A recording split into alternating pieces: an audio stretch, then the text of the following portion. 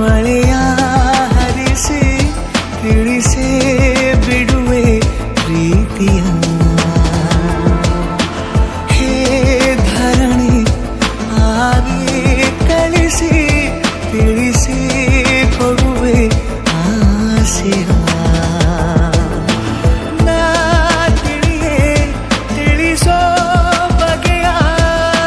ಪ್ರೀತಿ ಹೇಗೆ ಹೇಳುತ್ತಾರೋ ಜಗದಲ್ಲಿ ಹೋಗಬೇಕು ಪಾಠಕ್ಕಾಗಿ ಅವರಲ್ಲಿ